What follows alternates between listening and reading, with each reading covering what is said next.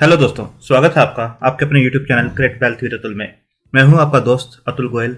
आज हम बात करेंगे आईडीबीआई बैंक की। आईडीबीआई बैंक जिसके ऊपर काफ़ी अच्छी न्यूज़ आती हुई नजर आ रही है। अच्छी न्यूज़ अभी से नहीं है, अच्छी न्यूज़ पहले से भी आ रही है।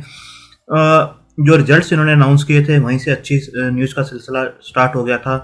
प्राइस काफ़ी नीचे आया था। प्राइस पे हमने बताया भी था जब ये 26-27 रुपये के आसपास था कि इसको खरीदना चाहिए और आने वाले टाइम में ये काफ़ी अच्छी वेल्थ क्रिएट करके दे सकता है। और अभी रिसेंट जो इसका मूवमेंट है वो काफ़ी इस टाइप का सिग्नल दे रहा है कि यहाँ से भी स्टॉक जो है काफ़ी ऊपर जा सकता है। कैसे ये ऊपर जा सकता है, कैसे इसके प्रमोटर्स हैं और किस टाइप की न्यूज़ है और कैसा स्टॉक के ऊपर इसका इम्पैक्ट हो सकता है आने वाले टाइम में और कैसे रिटर्न्स बना के दे सकता है, उसके ऊपर सब स्टडी करेंगे। और सेकेंडली चार्ट के ऊपर भी देखेंगे कि चार्ट हमें क्या बताता है कि किस प्राइस के ऊपर इसमें लेना चाहिए। जो रिसेंट इसके अंदर मूवमेंट आया है, जहाँ पर हमने वीडियो बनाया था 26-25 की डाउन साइड इसके अंदर काफ़ी कम है और अप साइड काफ़ी अच्छा बनता है। डाउन साइड उस टाइम भी हमने बताया था 1-2 रुपये का आसपास और नीचे जा सकता है, जो कि हमने बताया था 25 रुपये तक जा सकता है, बट 26.35 के आसपास से ये रिवर्स हो गया था और काफ़ी अच्छा इसने मोमेंटम दिखाया है, जो कि 38.25 के आसपास ये बंद होते हुए नजर आया है।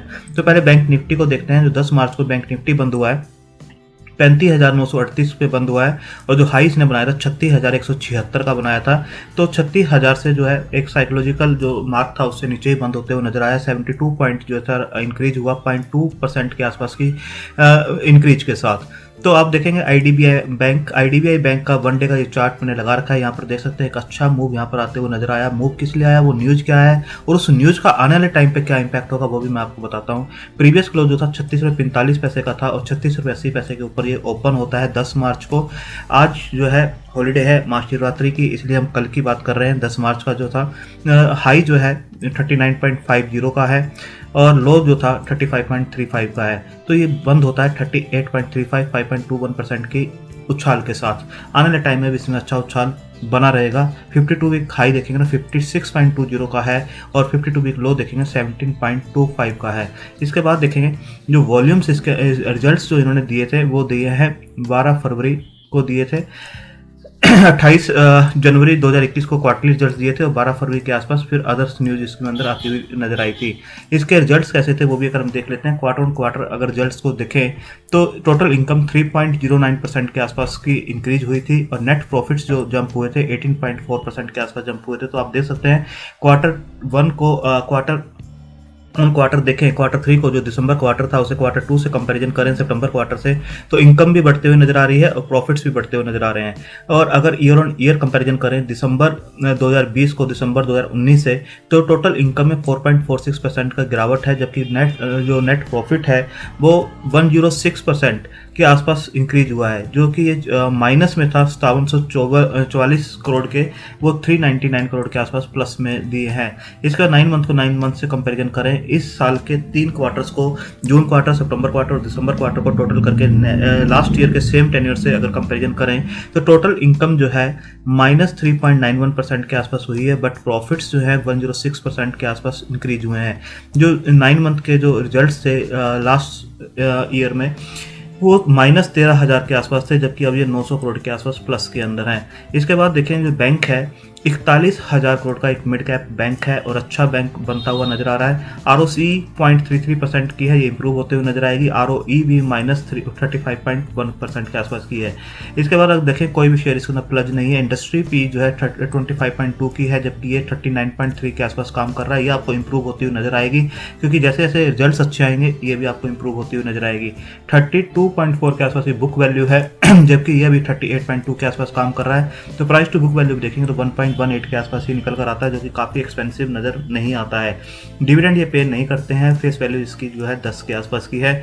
इसके बाद अगर देखें शेयर जो है 200 DMA और 50 DMA दोनों से ऊपर अब काम करता हुआ नजर आ रहा है। यहाँ आप देख सकते हैं जरूर ये इसे ब्रेक करके नीचे आया था। अब जो एक सडन मूव था और वॉल्यूम्स आप देख सकते हैं यहाँ पर, इन दो वॉल्यूम्स का जो लाइन है काफ़ी हाई लाइन है और इन दोनों को ही ब्रेक करके जो 50 और 200 DMA से ऊपर बनता हुआ नजर आ रहा है। इसके बाद दिसंबर क्वार्टर के जो रिजल्ट्स इन्होंने अनाउंस किए थे, सबसे अच्छी बात ये थी कि 12 क्वार्टर के रिजल्ट्स में से आप देखेंगे 8 क्वार्टर पहले वो टोटली नेगेटिव में थे, जबकि लास्ट 4 क्वार्टर के रिजल्ट्स आप देखेंगे ये आपको इंप्रूव होते हुए नजर आ रहे हैं और सब लास्ट 4 क्वार्टर के रिजल्ट्स इनके पॉजिटिव हैं। तो आप देख सकते हैं कहीं ना कहीं ये बैंक टर्न अराउंड होता हुआ नजर आ रहा है। 12 क्वार्टर के आप रिजल्ट देखिए, 8 क्वार्टर माइनस हैं और माइनस में भी आप देखेंगे तो काफ़ी ह्यूज लॉसेज के साथ है। 3000, 4000, 5000 के आसपास तक के भी लॉसेज इन्होंने दे रखे हैं, 5700 के आसपास। अब प्रॉफिट्स कम है बट प्रॉफिट्स इंप्रूव होते हुए नजर आ रहे हैं और 4 क्वार्टर जो है ना लगातार इन्होंने प्रॉफिट्स ही दिए हैं।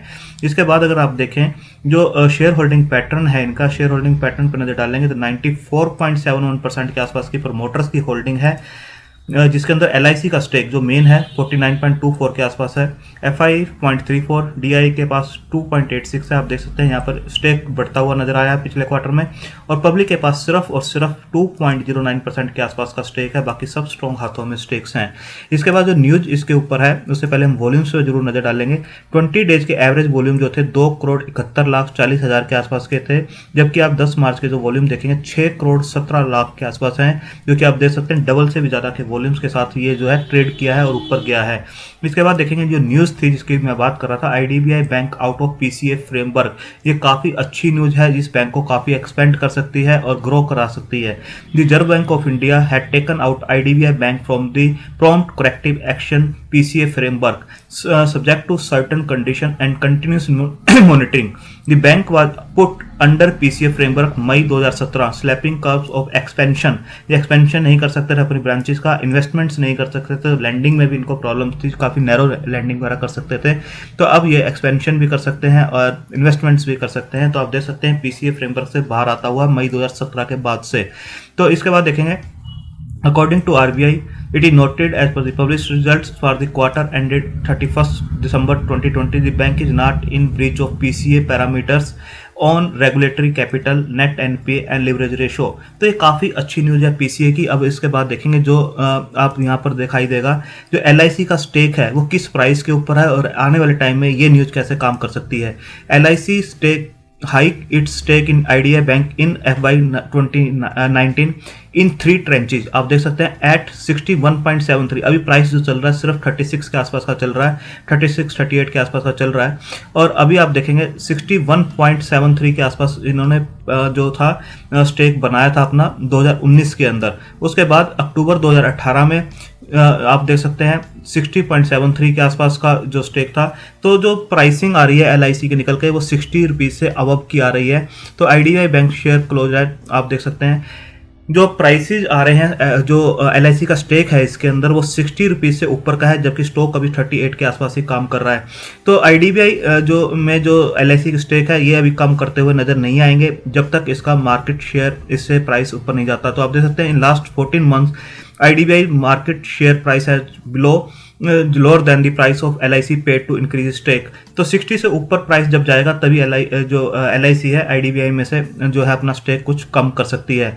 तो आप देख सकते हैं यहाँ पर सेकंड जो है जो कंट्रोलिंग स्टेक है, जो सरकार चाहती है is planning to completely divest stake in IDBI to strategic investor, but जो इन्वेस्टर है उसको क्या चाहिए, वो 51% से ऊपर का कंट्रोलिंग स्टेक चाहता है और 51% से ऊपर का जो है LIC से ऊपर का स्टेक होना चाहिए और 51% के आसपास होना चाहिए कंट्रोलिंग स्टेक के लिए, तभी वो जो है इन्वेस्टर इसके अंदर पैसा लगाएगा। और गवर्नमेंट की जो प्लानिंग है इस प्राइस को जब ये ऊपर जाएगा तभी LIC उसके अंदर से जो है अपना जो स्टेक है कुछ रिड्यूस करेगी। स्टेक रिड्यूस करने से जो दूसरे इन्वेस्टर हैं जिसको ये बेचना चाहती है, जो डाइवेस्ट करना चाहती है गवर्नमेंट अपना जो स्टेक है, तभी दूसरा जो इन्वेस्टर है इसके अंदर कंट्रोलिंग स्टेक ले सकता है।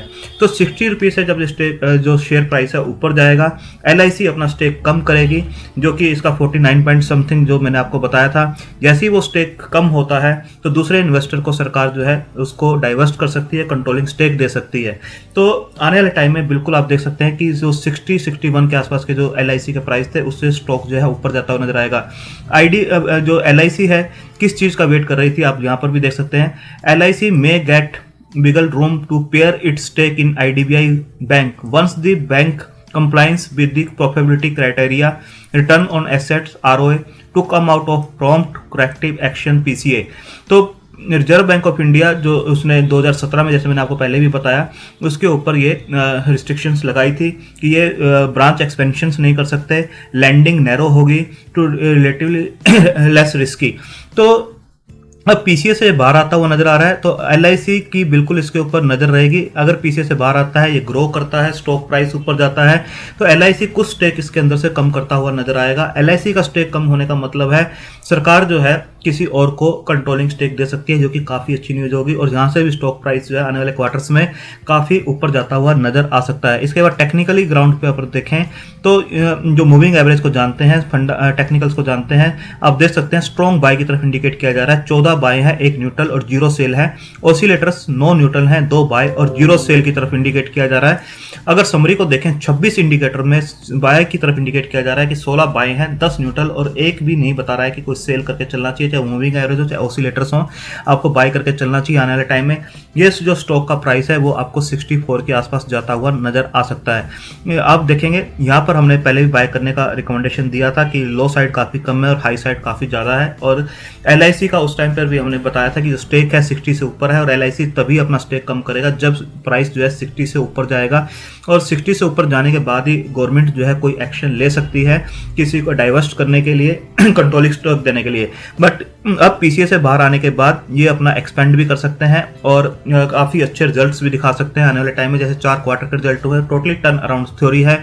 और यहाँ से भी जो स्टॉक है 64 के टारगेट्स इमीडिएट इसके बनते हुए नजर आते हैं, और ये लाइफ इमीडिएट जो है यहाँ पर आपको एक थोड़ा सा रेजिस्टेंस फेस करना पड़ सकता है, जो कि 44 और 46 के बीच का बनता है, और अगर 44-46 को ये क्रॉस करता है उसके बाद ये अपने 52 वीक हाई की तरफ बढ़ता हुआ नजर आएगा, जो कि 56 के आसपास का है।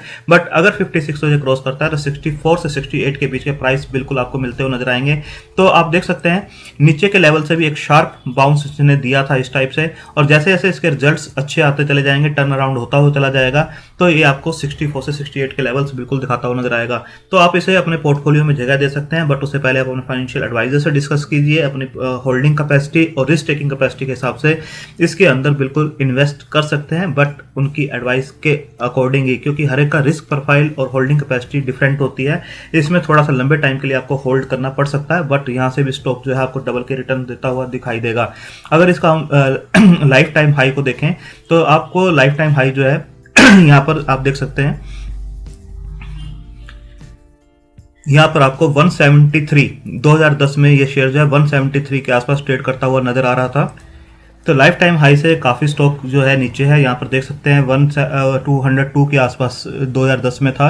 अगर ये स्टॉक जो है यहाँ से 68 तक भी जाता है, 64-68 तक भी जाता है, उसके बाद हम टारगेट्स देखेंगे किस टाइप के बनकर आते हैं। बट अभी यहाँ से स्टॉक जो है पीसीए की न्यूज़ के बाद और उसके बाद एलआईसी का जो स्टेक है उसकी न्यूज़ के बाद ये स्टॉक यहाँ से काफ़ी अच्छे रिटर्न दे सकता है। थैंक यू, धन्यवाद।